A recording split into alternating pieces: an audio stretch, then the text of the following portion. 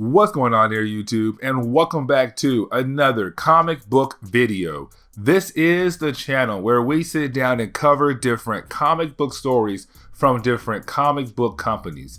Today, we're going to jump back over to Marvel Comics and continue our coverage over the X-Men reading order. And we pick up with Avengers Annual number 5. Now, X-Men fans know why this book is so important, because this is the book where Rogue first appeared in. But also, this is Chris Claremont setting up to a retcon because there was a previous story that made the Avengers look like a bunch of crazy people. No lie. So if you like today's comic book video, hit that like button down below and subscribe. But here we go, Avengers Annual number 5. Okay, with the opening of this book, we pick up with Carol Danvers getting thrown off the Golden Gate Bridge. For the fans who may have no idea who Carol Danvers is, well, in current Marvel, she is known as Captain Marvel, except back around this point in Marvel Comics, she was known as Miss Marvel. There was someone else holding the Captain Marvel mantle. But getting back to Carol Danvers being thrown off the Golden Gate Bridge, we see her get saved at the last minute by Spider-Woman, which does begin the friendship to come between the two of them. So you have Spider-Woman take her to a nearby hospital, and at this moment, Spider-Woman has no idea who Carol Danvers is, nor that Carol Danvers is Captain Marvel. That right now, she is just a random Jane Doe. But of course, the staff there was able to figure out that physically, Carol Danvers is okay, but it seems that her brain is turned off. Also, they were able to figure out that she is Carol Danvers, but they don't have anything about her because she was reported missing 6 months ago. There is a good reason why, and Chris Claremont is about to do a huge retcon here in a few pages. But since her mind is shut off, Spider-Woman knows who she has to call, which is Charles Xavier, who has the ability to use his psychic powers to help people.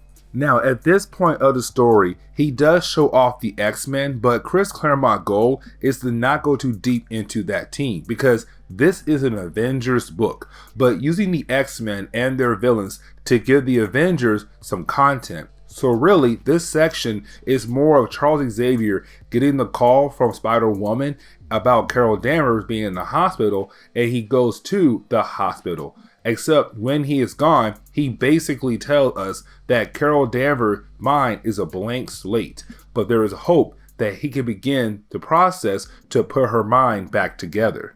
But while Charles Xavier is putting her mind back together, well, he does get an image of who attacked Carol Danvers. It was Rogue.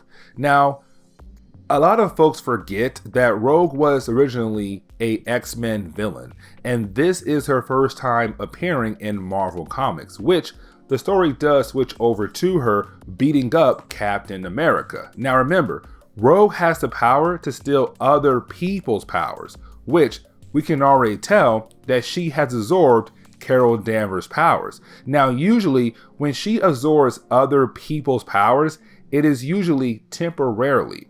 Except for Rogue, she was able to absorb Carol Danvers' powers permanently. And now she's absorbing Steve Rogers' powers as well.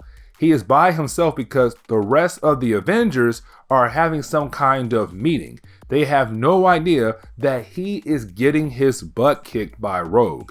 But while they were having that meeting, well, Captain America gets thrown through the window, and they are wondering who did it. So they call up Iron Man, aka Tony Stark. Now at this point in Marvel Comics, no one knew that Iron Man was Tony Stark. It was a big secret. But Iron Man is about to leave to go check up on Steve Rogers. Well, the front office of his business tells him that he has a guest. It's Janet Pym, the original Wasp. So he goes upstairs to say hi, but comes to find out it is Mystique, the leader of the new Brotherhood of Evil Mutants at this point in Marvel Comics. And also, she has the ability to change her appearance. Now, Rogue is not done attacking the Avengers, because we now pick up with Thor arriving at Avengers Mansion. At this time, he had a secret identity known as Donald Blake. Donald Blake was a doctor, and so he was there to check up on Steve Rogers. But before he could do that, he is then attacked by Rogue, and you have some of the other Avengers jumping in as well to help out. Except Rogue is able to take all of them on, because as the fight goes on, she is able to absorb more and more powers for her to use against them. Now, Spider-Woman is there too, because she learned about how Carol Danvers had a connection to the Avengers, with Carol Danvers being Miss Marvel. She was also an Avenger. Either way, Rogue was able to escape, which of course is not good for the heroes. Now, this is the moment you have Chris Claremont begin the pathway to do a retcon in the Avengers timeline. So, back in Avengers number 200, we got a wild story where a character named Marcus, who was the son of Immortus, the Time Lord, Marcus was trapped in limbo and he wanted out. So what he did was he kidnapped Carol Danvers, made her fall in love with him, so that Marcus could get Carol Danvers pregnant and she can give birth to him down the road. Honestly, she went through a whole pregnancy process in a matter of days rather than months, and he grew to a man in hours. Except with him being out of limbo, it threw the timeline off and he had to go back into limbo. But because he made Carol Danvers fall in love with him, she wanted to go with him to limbo. Now, she was gone for 6 months. This is Chris Claremont telling us he is about to change things, but before he does, Beast tells us he was able to find Rogue. Now, after that reminder of that crazy story, we then pick up with Iron Man attacking Rikers Island. Remember that Mystique had taken Iron Man out earlier, so she is making him break out the rest of the Brotherhood of Evil Mutants. We met them back in Uncanny X-Men number 141 and 142. The rest of the members are Pyro, a guy who can control fire, Avalanche, someone who can cause seismic waves, Blob, someone who is very durable, and finally Destiny, a lady who can she can see the future. And they meet up with Rogue and Mystique. Once they do, well, they are greeted by the Avengers, who figured out what Mystique and Rogue would do next. And so this leads into a huge brawl in the middle of the prison. You have the Avengers fighting a team of villains that they had heard of, but haven't really had the chance to study or prepare to fight against a team of people like them. So it makes the fight interesting because besides trying to fight against the Brotherhood of Evil Mutants, they still have to deal with Iron Man, who is still under Mystique's control. They're able to break him free, but it made the fight in the beginning a tad bit more interesting. So the whole battle went on for a few pages, but you have Mystique and Rogue leave because they know they don't stand a chance against the heroes. They do better to come back to save the rest of their team when they have a better chance. We did get the second half of Chris Claremont working on retconning Avengers number 200. The whole Carol Danvers storyline, because one other thing that made the story so weird and suck even more was that while Carol Danvers was going through that whole terrible process, most of the Avengers, except for Hawkeye, really did not do anything to stop Marcus from taking her.